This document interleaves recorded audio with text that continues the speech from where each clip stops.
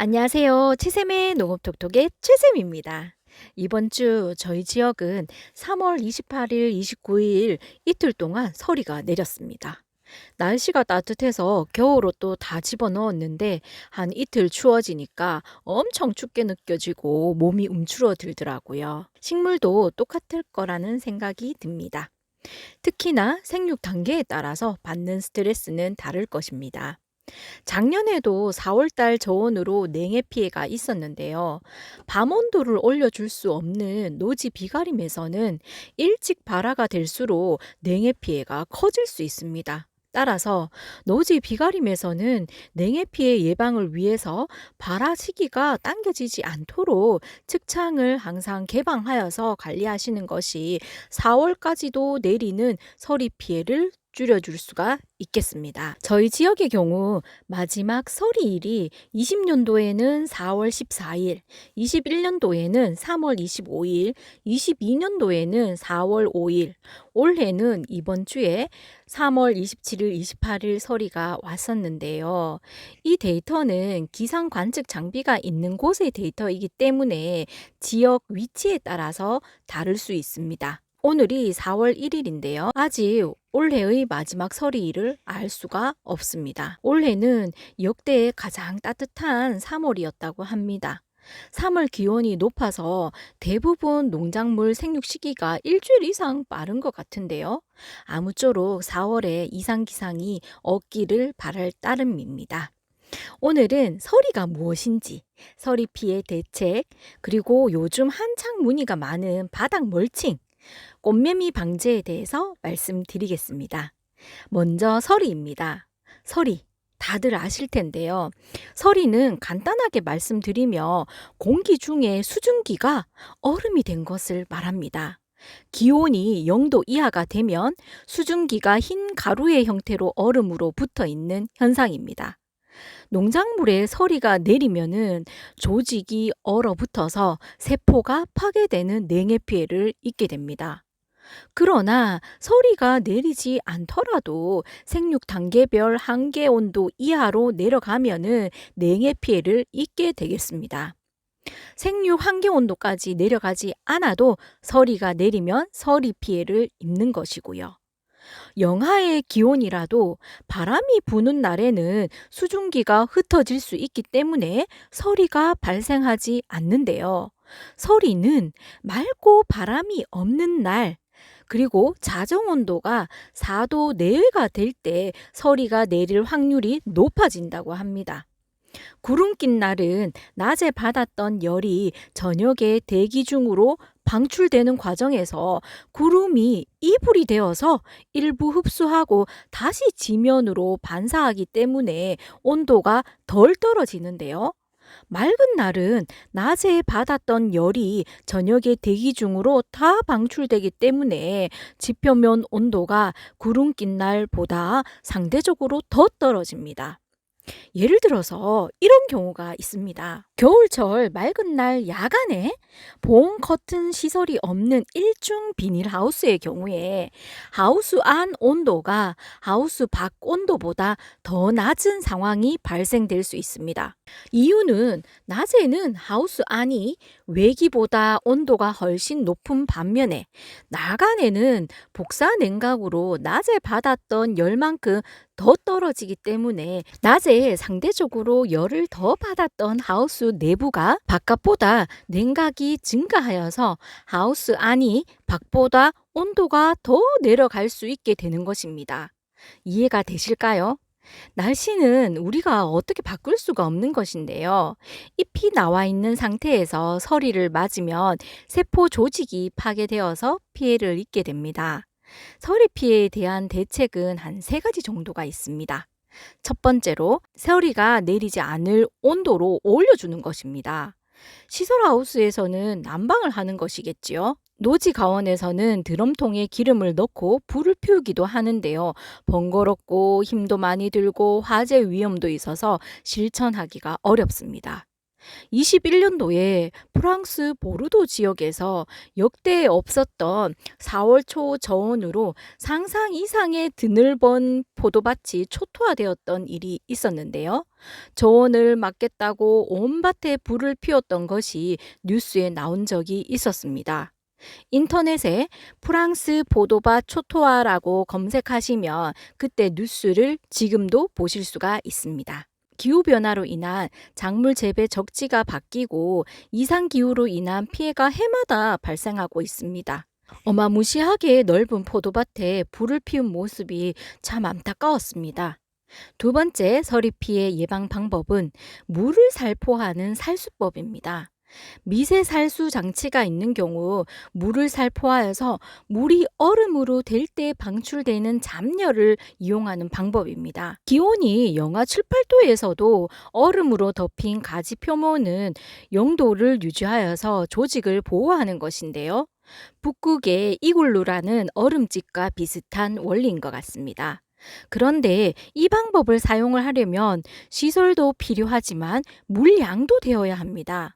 온도가 1, 2도 되면 물을 틀어서 아침에 해가 뜰 때까지 틀어주어야 하는데 물량이 부족한 곳에서는 할 수가 없는 방법입니다. 살수 중에 물의 양이 부족해서 물이 끊기게 되면 나무 온도가 기온보다 낮게 되어서 오히려 피해가 커질 수가 있고, 또한 비닐 멀칭이 아닌 경우에 많은 양의 수분이 토양으로 들어가서 토양이 과습될 수도 있습니다. 세 번째는 송풍법입니다. 바람을 일으키는 것이죠. 현실적으로 노지 비가림 포도 농가에서 가장 실천 가능한 방법인 것 같습니다. 공기 유동팬을 작동시켜서 냉기가 머물지 않고 흘러가도록 하는 것입니다. 요즘에는 공기 유동팬에 램프를 접목시켜서 열을 방출하도록 하는 팬도 나오고 있습니다만, 램프가 없는 팬보다는 램프가 있는 것이 상대적으로는 낫겠지만, 골창이 뚫려 있는 비가림에서는 램프의 역할이 얼마나 될지는 의문입니다. 시설하우스의 경우는 난방 장치를 사용하면 되지만, 비가림의 경우는 유동팬 정도로 대응할 수밖에 없는데요. 유동팬으로 서리 피해는 줄일 수 있지만 한계 온도 이하로 떨어지는 저온은 어찌할 수가 없습니다. 따라서 가급적 냉해 대책이 없는 노지 비가림에서는 서리가 언제 올지 모르고 어느 정도로 온도가 내려갈지 모르니까 최대한 발화 시기를 늦출 수 있도록 관리하는 것이 만일의 기상재해를 줄일 수 있는 방법이 아닐까 합니다. 아무쪼록 4월 기상이 이상이 없기를 바랍니다. 다음은 바닥 멀칭입니다. 멀칭은 영어인데요. 일반적인 용어로 많이 쓰고 있습니다. 뜻은 바닥 덮기입니다. 요즘 제일 많이 들어오는 문의가 바닥 멀칭을 언제 하면 좋은지, 검정 비닐과 투명 비닐 중 어느 것이 지온을 올리는 데 유리한지입니다. 조기 가온을 하는 시설하우스에서는 지온 올리는 일이 중요한 일이죠. 지온을 올리는 데에는 투명 비닐이 분명히 유리합니다. 주위에 양파, 마늘 멀칭해 놓은 것을 쉽게 보실 수가 있는데요. 거의 대부분이 투명 비닐입니다. 다만 두둑 옆으로 풀 때문에 검은색이 배색되어 있는 투명 비닐은 씁니다. 투명 비닐은 빛이 들어가는 투명이지 흰색이 아닙니다. 투명 비닐이 잡초를 잡을 수 없는 단점이 있지만, 양파, 마늘 같은 월동 작물의 초기 생육을 위해서는 지온 상승에 유리한 투명 비닐을 쓸 수밖에 없습니다. 검정 비닐과 투명 비닐의 생육 및 생산량 차이에 대한 시험 자료는 많습니다. 결과치 차이가 크기 때문에 제초 작업에 인건비도 들고 노력도 많이 들지만, 지온 상승을 위해서 투명 비닐을 쓰고 기온이 올라가는 4월에는 잡초 방제를 위해서 흙을 떠올리는 작업을 하는 것입니다. 3월은 또 감자를 놓는 시기인데요. 감자도 지온이 올라야지 초기 생육이 좋기 때문에 대부분 투명 비닐을 씁니다. 실제로 출장 중에 2가지 비닐을 씌운 감자밭의 지온을 재어보니까 3도 이상 차이가 났습니다. 그러면 지온 상승에 투명 비닐이 좋을지 검정 비닐이 좋을지는 답이 되었을 것입니다. 다음은 노지 비가림에서 바닥 멀칭을 언제 할 것인가입니다. 언제 하면 좋을까요? 모든 농사는 100% 한 가지에 옳은 답은 없다고 늘 말씀드립니다. 다만 모든 상황을 고려하여서 최선의 선택을 하는 것입니다. 검정 비닐이든 투명 비닐이든 멀칭을 하지 않는 것보다 지온 상승이나 수분 유지에는 멀칭을 하는 것이 유리합니다. 그러나 그것이 초기 지온 상승이 필요할 때는 유리하지만 고온기 때에는 또 불리할 수 있겠죠. 또한 뿌리 생장에 중요한 것의 하나가 늘 말씀드리지만 토양 산소입니다. 멀칭이 있으면은 수분 유지에는 좋겠지만 역으로 수분이 과다할 때는 산소 부족으로 뿌리 생존 자체를 위협합니다. 멀칭을 하지 않을 때보다 상대적으로 공기 소통에 불리한 것이 맞겠죠.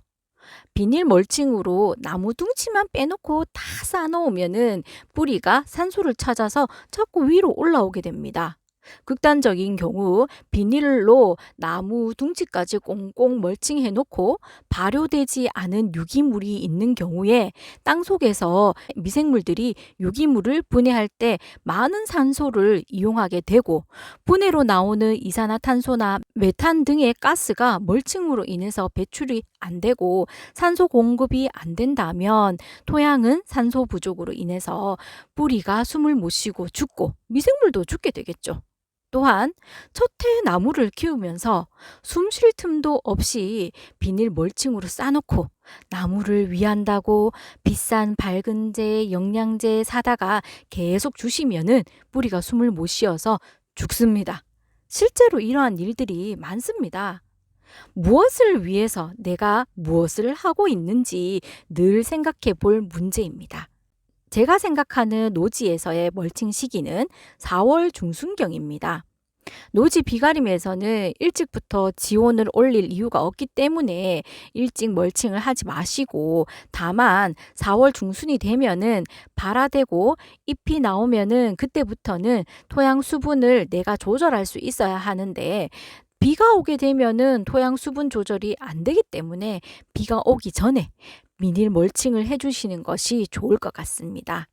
그리고 멀칭 시에 아무리 풀이 무서워도 뿌리가 숨 쉴 틈도 없이 끝까지 싸놓지 마시고 어느 정도 띄워서 숨구멍 좀 남겨두시고 깔아주셨으면 좋겠습니다. 뿌리한테는 아주 중요한 일일 수 있습니다. 그쵸? 또한 늘 말씀드리지만 잎이 나오면 그때부터 물이 많으면 신초가 빨리 웃자라고 초기에 저장 양분을 많이 소진하게 되어서 착과 후에 저장 양분 부족으로 품질이 떨어질 수가 있습니다.